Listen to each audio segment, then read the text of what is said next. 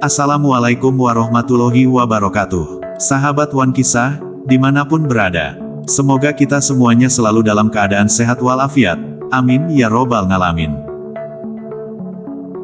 Sahabat Wan Kisah, pada kesempatan kali ini kita akan membahas perihal tentang barang-barang tertentu yang sebaiknya tidak kita simpan di dalam rumah kita. Lalu barang apa sajakah itu? Tonton video ini hingga selesai, supaya informasi yang kami sajikan tidak gagal paham di memori pikiran Anda. Silahkan like, subscribe, dan komentar. Jika video ini bisa bermanfaat, jangan lupa aktifkan tombol loncengnya supaya selalu mendapatkan notifikasi kabar terbaru dari kami. Terima kasih.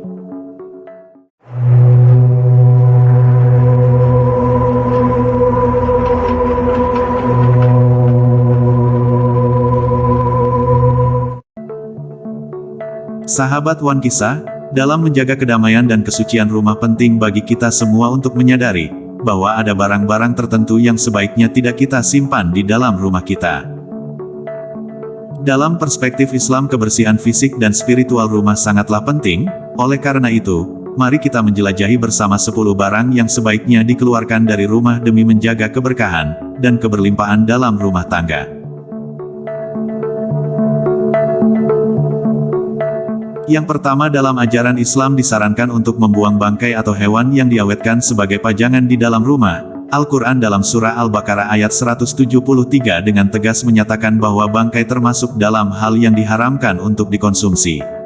Hal ini menunjukkan bahwa Islam menekankan pentingnya menjaga kesucian dan kebersihan rumah dengan menghindari kehadiran benda-benda yang dianggap najis atau haram.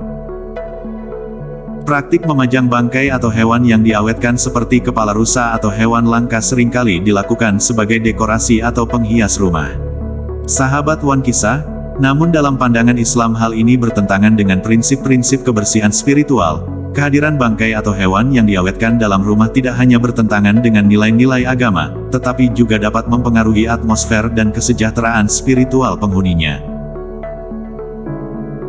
Oleh sebab itu, menjauhkan bangkai atau hewan yang diawetkan sebagai pajangan di dalam rumah merupakan langkah yang sesuai dengan ajaran Islam, untuk menjaga kesucian dan keberkahan rumah tangga. Dengan memahami dan mengimplementasikan ajaran tersebut, kita dapat menciptakan lingkungan rumah yang lebih suci, dan terhindar dari hal-hal yang dianggap tidak menyenangkan atau tidak pantas dalam pandangan agama.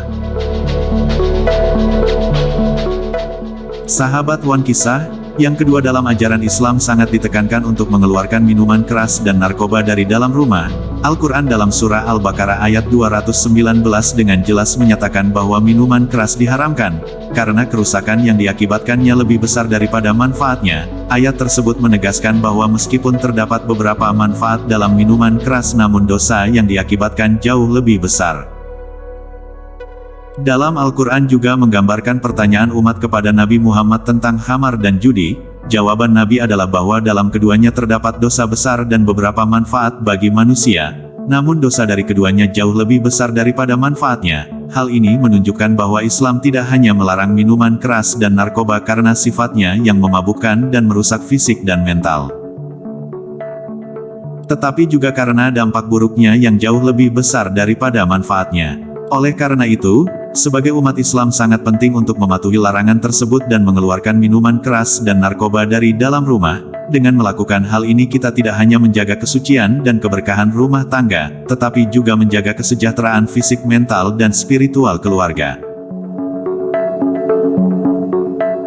Sahabat Wan Kisah, yang ketiga, dalam ajaran Islam disarankan untuk mengeluarkan fosil atau tulang belulang dari dalam rumah. Hal ini didasarkan pada beberapa riwayat hadis yang menunjukkan bahwa tulang belulang merupakan makanan bagi jin. Dalam Sahih Bukhari terdapat riwayat dari Abu Hurairah yang menyatakan bahwa Nabi Muhammad melarang membawa tulang dan kotoran ke hadapannya. Beliau menjelaskan bahwa tulang dan kotoran merupakan makanan bagi jin. Hadis tersebut berbunyi, ketika ia membawanya, Nabi bertanya, "Siapa ini?" "Saya Abu Hurairah," jawabnya. Beliau pun bersabda, "Carilah beberapa buah batu untuk kugunakan bersuci dan jangan bawakan padaku tulang dan kotoran." Beliau bersabda lagi, tulang dan kotoran keduanya termasuk makanan jin. Selain itu, riwayat dari Abdullah bin Mas'ud juga menegaskan larangan tersebut. "Janganlah kalian beristinja atau membersihkan kotoran pada tubuh dengan kotoran. dan jangan pula dengan tulang karena keduanya merupakan bagi saudara kalian dari kalangan jin. Dengan demikian menjauhkan fosil atau tulang belulang dari dalam rumah merupakan langkah preventif untuk kesucian dan keberkahan rumah tangga dari gangguan jin yang mungkin timbul. Sahabat One Kisah, yang keempat dalam ajaran Islam terdapat perbedaan pendapat di kalangan ulama tentang keberadaan alat musik di dalam rumah. Beberapa hadis menunjukkan adanya larangan terhadap alat musik yang mengarah pada perbuatan tidak baik, sementara ada juga yang memperbolehkannya dengan syarat tidak mengarah pada kemaksiatan. Salah satu hadis yang sering dikutip terkait larangan alat musik adalah yang diriwayatkan dari Abu Malik Al-Ash'ari. Dalam Sahih Bukhari hadis tersebut berbunyi Rasulullah menyatakan bahwa di antara umatnya akan ada orang-orang yang menghalalkan zina sutra minuman keras dan alat musik. Meskipun demikian ada juga pandangan yang memperbolehkan penggunaan alat musik dengan syarat tidak mengarah pada kemaksiatan. Oleh karena itu terkait dengan penggunaan alat musik di dalam rumah umat Islam disarankan untuk mempertimbangkan berbagai pandangan ulama meskipun ada yang memperbolehkannya, namun sebagai langkah preventif untuk menjaga kesucian dan keberkahan rumah tangga, beberapa ulama menyarankan untuk menghindari penggunaan alat musik atau mengeluarkannya dari rumah. Dengan demikian kita dapat menciptakan lingkungan rumah yang lebih harmonis dan terhindar dari potensi kemaksiatan yang mungkin timbul dari penggunaan alat musik. Sahabat One Kisah, yang kelima dalam ajaran Islam disarankan untuk mengeluarkan bejana emas dan perak dari rumah kita. Hal ini didasarkan pada keyakinan bahwa keberadaan bejana-bejana tersebut dapat menghalangi malaikat masuk ke dalam rumah kita. Di dalam kitab Matan Al-Ghayah wa Takrib menyatakan bahwa tidak diperbolehkan menggunakan bejana yang terbuat dari emas dan perak, namun diperbolehkan menggunakan bejana lainnya. Di dalam hadis riwayat Bukhari dan Muslim menegaskan larangan ini, di mana Rasulullah bersabda janganlah kalian meminum dari wadah-wadah yang terbuat dari emas dan perak, dan juga kalian makan dari piring yang terbuat dari emas dan perak, karena sesungguhnya hal itu adalah untuk orang-orang kafir di dunia dan untuk kita nanti di akhirat.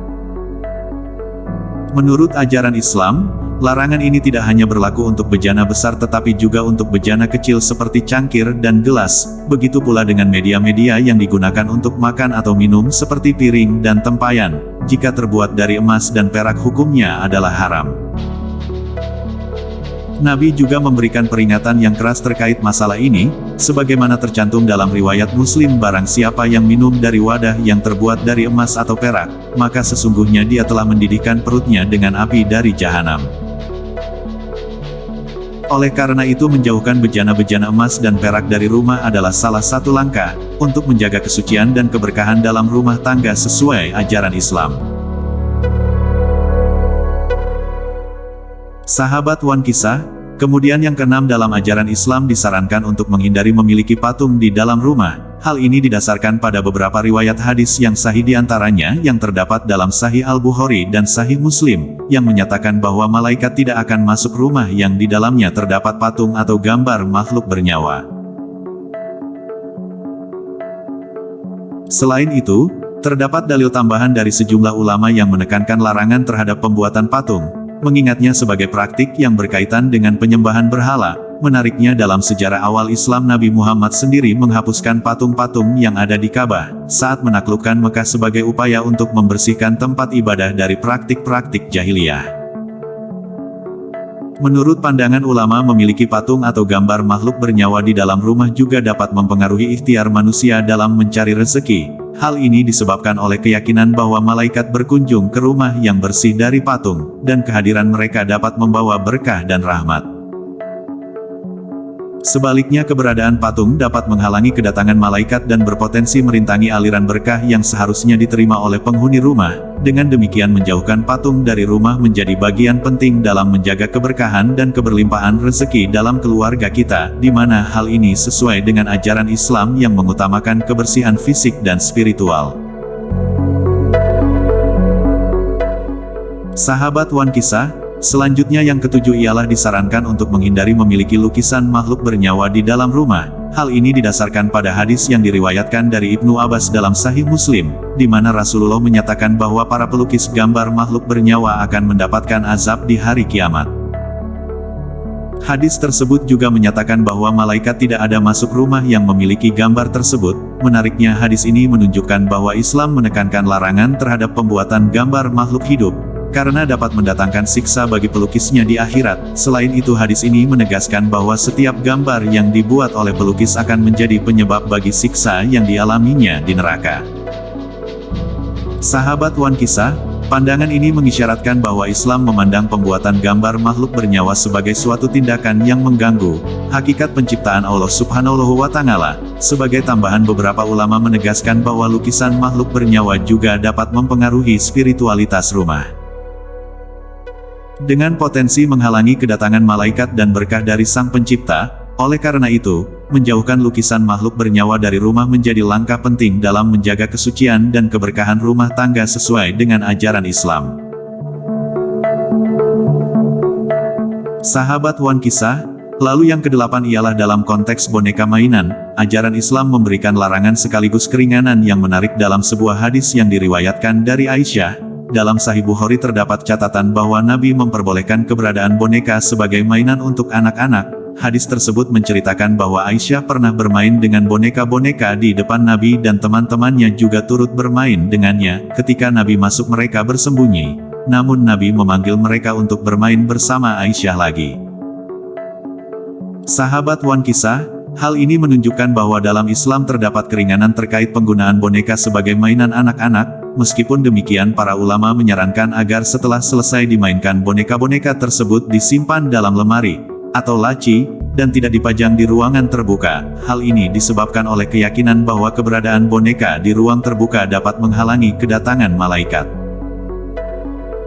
Dengan demikian, meskipun Islam memperbolehkan keberadaan boneka sebagai mainan anak-anak, menjaga kesucian dan kebersihan rumah tetap menjadi prioritas, sehingga perlu dihindari hal-hal yang dapat mengganggu kesejukan spiritual seperti menghalangi malaikat masuk ke dalam rumah. Sahabat Wan Kisah, yang kesembilan terdapat konteks foto keluarga. Di dalam Islam menekankan pentingnya menjaga kesucian rumah dari gangguan jin. Sebagai contoh beberapa kasus ruqyah praktik pengobatan spiritual, dalam Islam menggambarkan bahwa jin-jin yang merasuki seseorang mengaku bahwa mereka bersembunyi di dalam foto keluarga. Hal ini menunjukkan bahwa foto-foto keluarga, terutama anggota keluarga yang sudah meninggal, bisa menjadi sarana bagi gangguan spiritual. Sebagai tindakan pencegahan, sebaiknya foto-foto keluarga disimpan dalam album yang tertutup. Menurut beberapa praktisi ruqyah, gangguan jin seringkali berkaitan dengan keberadaan foto-foto keluarga yang terpajang secara terbuka di rumah. Oleh karena itu, menyimpan foto-foto tersebut dalam album yang tertutup dapat membantu menjaga kesucian rumah dari gangguan spiritual yang tidak diinginkan. Sebagai umat Islam, menjaga kebersihan fisik dan spiritual rumah adalah suatu kewajiban, dan langkah-langkah seperti ini dapat membantu mencapai tujuan tersebut lebih baik. Dengan demikian, sambil tetap menghargai kenangan keluarga yang terabadikan dalam foto, kita juga menjaga kesejahteraan spiritual rumah dengan menghindari potensi gangguan dari entitas spiritual yang tidak diinginkan.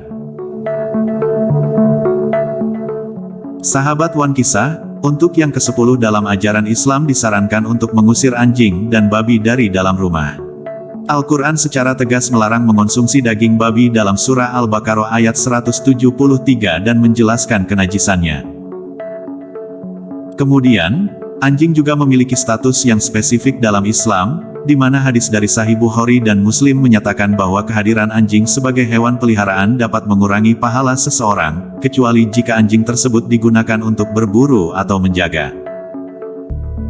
Sahabat Wan Kisah, hal ini menunjukkan bahwa dalam Islam terdapat penekanan terhadap menjaga kesucian rumah dengan menghindari kehadiran anjing dan babi di dalamnya, meskipun anjing dapat digunakan untuk tujuan tertentu seperti berburu atau menjaga hewan ternak.